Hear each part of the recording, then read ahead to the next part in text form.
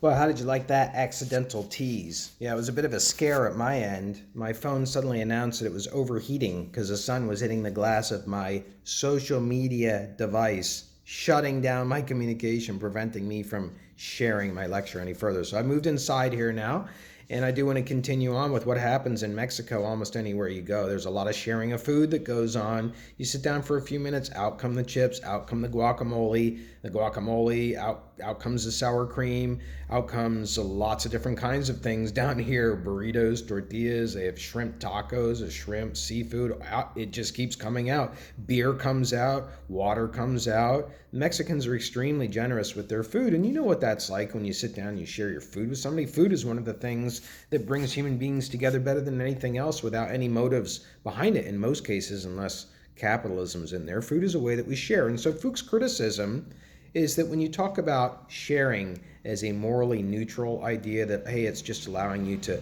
put your photos on Facebook so that your family can see them while you're away from them, or it allows you to share your labor with other people so that you can drive people around, get them to places, and make a little money that you're then putting back into your own vehicle. It's not the same as sharing your last bite of your sandwich with somebody.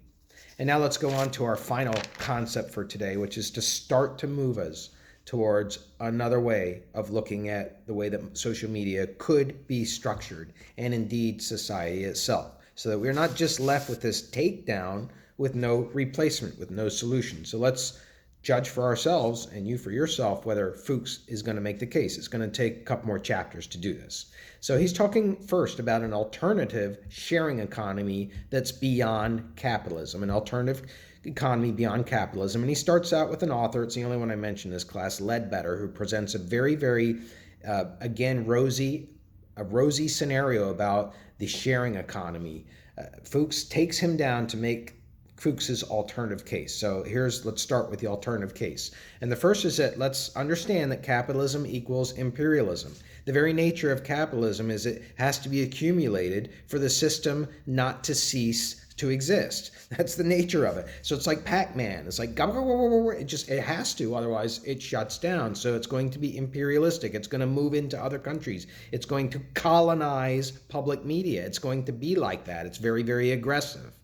But actually, there are three political economies of information sharing, which is in essence what we want to get to when we talk about the usefulness of social media in our lives. It's all about about information. I don't want to use the word sharing because it's so laden with negativity. But there are three political economies of information distribution, don't want to use consumption, information circulation. Let's go with that.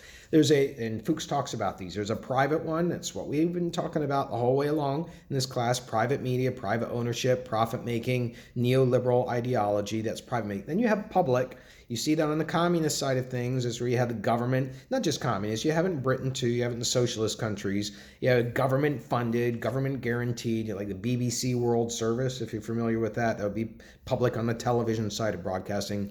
And then you have a commons. This is where we're moving towards in this book, commons, which involves licensing. People post stuff into a common site and they give permission for their stuff to be used. There's no profit making going on. It's all licensed, and the space for that you may not even be aware of. It is a social media platform. It's called Creative Commons. It's called Creative Commons. Go look it up, check it out, see what it's all about. And so this is about platform cooperation in some sense. It's about platform cooperatives.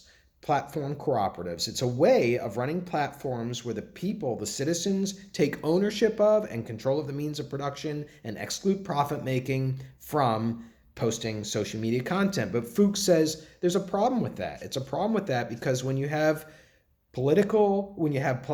platform cooperation for whatever its best intentions, if it's still within a capitalist framework, it's still not going to abolish capitalism's problems. So now you're starting to see Fuchs is starting to sneak in.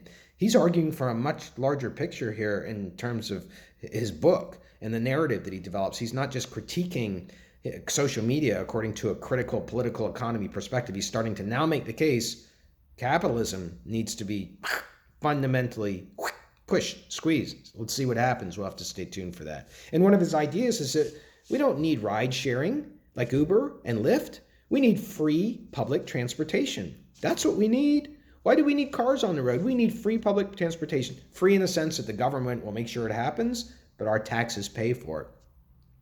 How about it, right? You have free air. Don't you have free clean air? One would hope, though sometimes that's proven wrong with industrial fines, but that's the idea here. That's what Fuchs is going towards. And housing that's not free, that wouldn't be appropriate. Housing that's affordable. Housing that's affordable, according to Fuchs, made affordable by municipal governments, keeping rent at certain areas. I'm not quite sure what he means about that. Fuchs gives examples in other industries. He gives examples in other industries how we accept free things like a library. We accept free libraries. Our taxes pay for that. That's where knowledge is distributed. Why shouldn't there be a place like that that's a virtual space?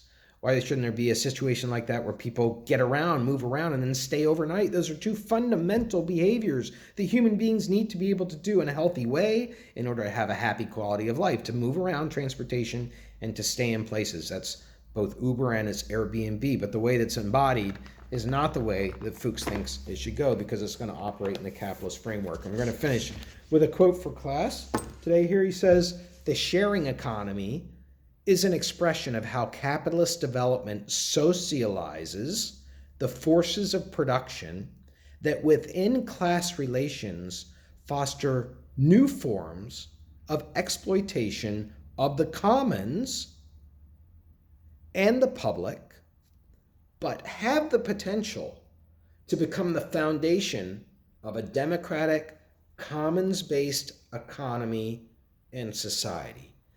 That last phrase, have the potential to become the foundation of a democratic, commons-based economy and society, is going to point the rest of the way in this book as Fuchs tries to make the case there is an alternative that's taken most of the book to be ready to present for this class, and that's coming next. Have a great day. Adios. Que tenga buen día.